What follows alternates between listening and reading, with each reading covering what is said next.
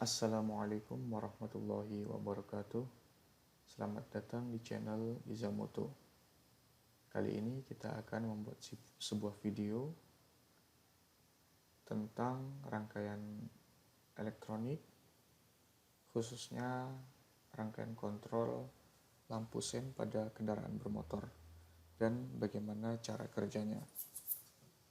Nah, pada video kali ini kita akan membuat sebuah simulasi menggunakan perangkat lunak ISIS profesional. Pertama-tama buka dulu programnya, kemudian kita pilih komponen yang akan dibutuhkan. Pada umumnya kendaraan bermotor memiliki lampu sen.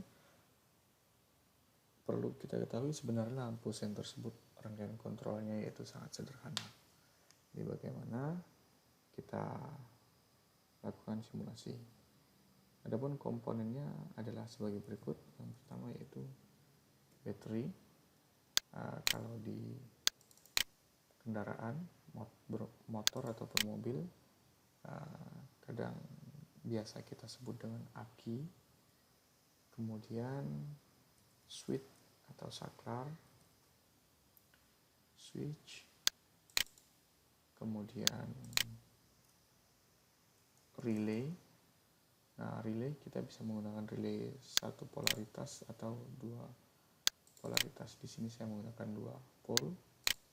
Kemudian kita gunakan resistor yang paling kecil itu yaitu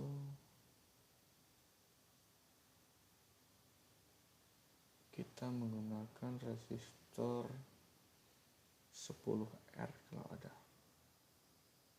10R. Oh, ada. Ini resistor 10 ohm. Kemudian kita menggunakan elko di sini. Nah, di sini komponennya kurang satu yaitu lampu. Kita gunakan lampu. Oke. Nah, sekarang komponen-komponennya sudah kita punya, yaitu ada 1, 2, 3, 4, 5, dan 6. Jadi di sini kita memiliki 6 komponen. Nah, dari 6 komponen ini kita akan coba rakit, kita rangkai bagaimana rangkaian kontrol untuk lampu sen atau lampu flasher, lampu kedip-kedip. Jadi di sini biasa disebut juga dengan rangkaian flasher atau rangkaian lampu sen kedip-kedip. Baterai, kemudian kita install di sini saklar atau switch, kemudian kita tambahkan di sini resistor. Sini saya beri label R1. Kemudian kita pasang lagi elko. Nah, seperti ini. Saat ini elko-nya kita beri nilai 1 mikrofarad terlebih dahulu. Nah, untuk kita ketahui bersama, pada perangkat lunak ini atau software ini, elko polaritas negatifnya dilambangkan yang ada garis-garisnya ini atau yang diarsir, dan untuk yang positif yang tidak diarsir. Oke, kita putar terlebih dahulu seperti ini. Kemudian kita masukkan relay di sini. Oke. Setelah itu resistor ini kita hubungkan dengan kontak normally close-nya relay. Kemudian kontak common relay ini kita hubungkan nanti ke kaki elko seperti ini. Saya beri label terlebih dahulu RL1, ini 12 volt. Nah, ini nanti akan mengakibatkan kedip-kedip.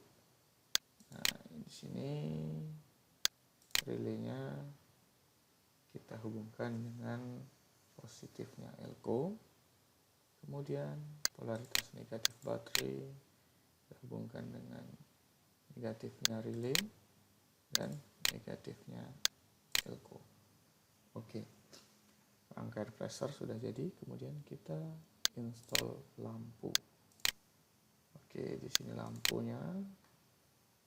Untuk negatifnya kita hubungkan secara bersamaan. Kemudian untuk positifnya lampu kita hubungkan dengan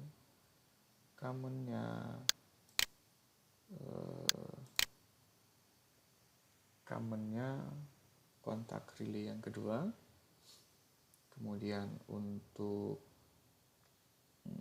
positif baterai setelah saklar kita hubungkan dengan kontak NC-nya atau NO-nya, terserah di mana kita inginkan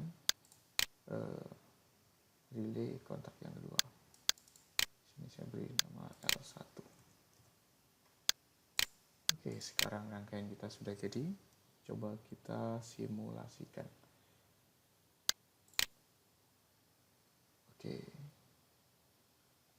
sebentar supaya rangkaian ini nanti terlihat arah arusnya saya akan setting terlebih dahulu.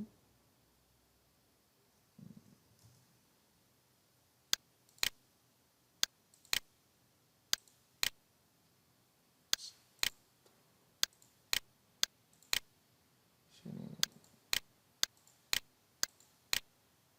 Oke, kita simulasi.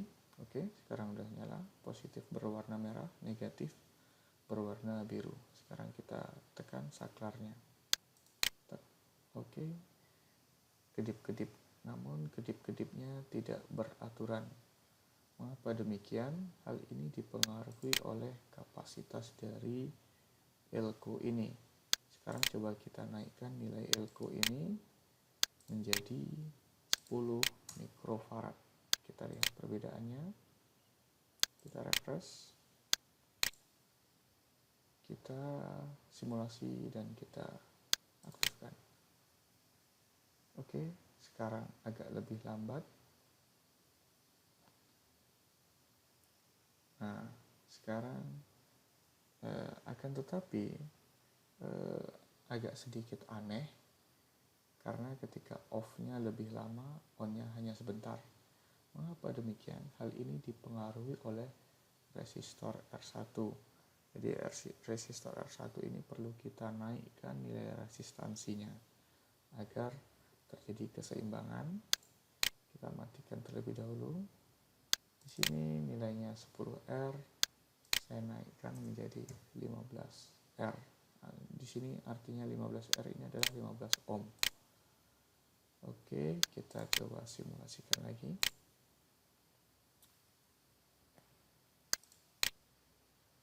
Nah, di sini bahkan tidak ada aliran atau mungkin sangat lambat.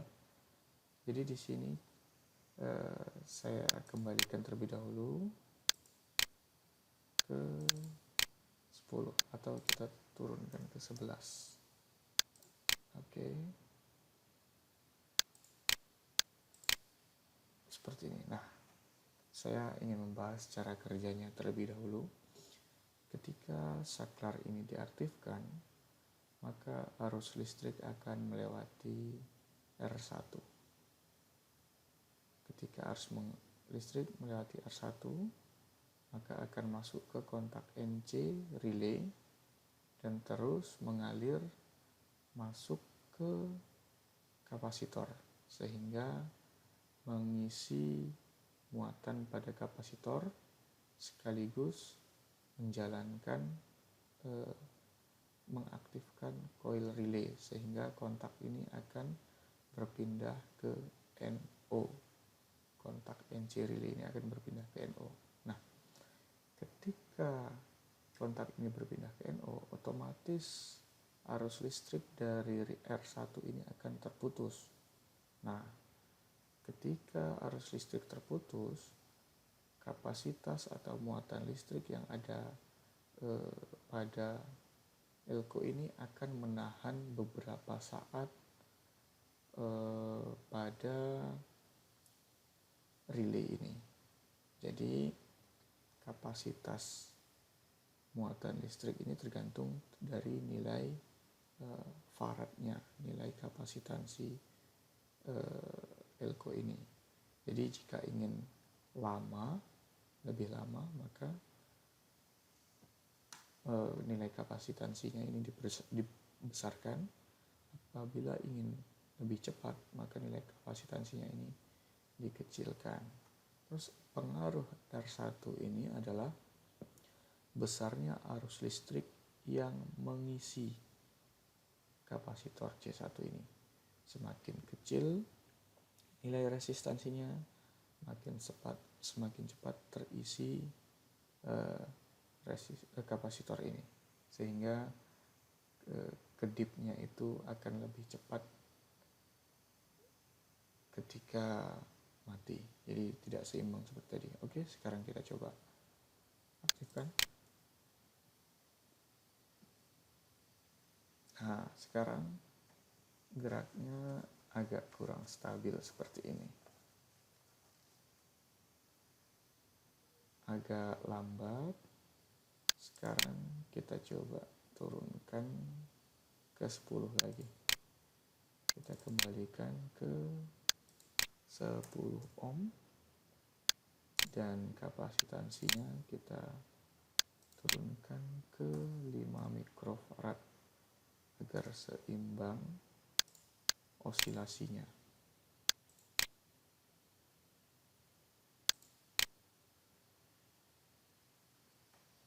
Nah, seperti itu. Ini kurang stabil, masih terlalu cepat. Jadi kita naikkan lagi. Ini menjadi 50R. Kemudian ini menjadi 50 mikrofarad. Nah, sebenarnya ini tergantung dari selera kita nantinya mau dibikin lambat atau cepat. Ini bisa diatur dari resistor dan kapasitor ini. Nah, jika ingin nilainya bisa diubah-ubah sesuai keinginan kita tanpa harus mengganti resistor, kita bisa menggunakan variabel resistor atau trim pot atau potensiometer. Jadi seperti ini. Saya ingin mengubah nilainya itu lebih mudah menggunakan variabel resistor nantinya. Seperti ini. Ini kakinya salah satu dihubungkan ke salah satu kaki yang lainnya. Oke, kita lakukan simulasi. Kita run. Nah, ini bisa kita atur nilai resistansinya seberapa cepat kita menginginkannya. Nah, ini terlalu cepat. Jika ingin agak lambat, kita bisa menggesernya ke kiri. Nah, seperti ini. Nah, itu pengaruh dari, nah, ini terlalu cepat sepertinya. Kalau ini terlalu lambat. Nah, seperti itu.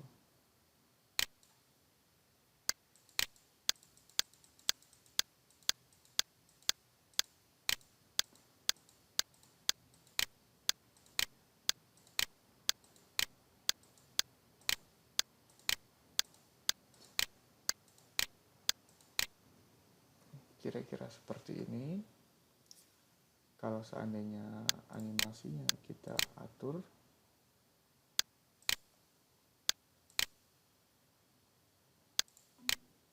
kita stop terlebih dahulu. Frame per secondnya kita ubah menjadi 50 frame per second. Oh ya, ini kita matikan terlebih dahulu, kemudian kita on kan. Nah, ini kelihatan lebih cepat.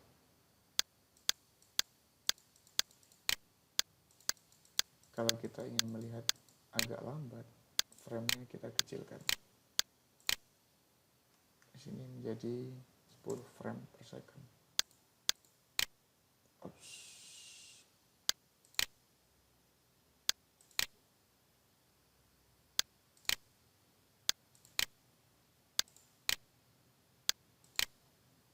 Seperti itu. Nah, kira-kira seperti ini. Semoga bermanfaat untuk kita semua.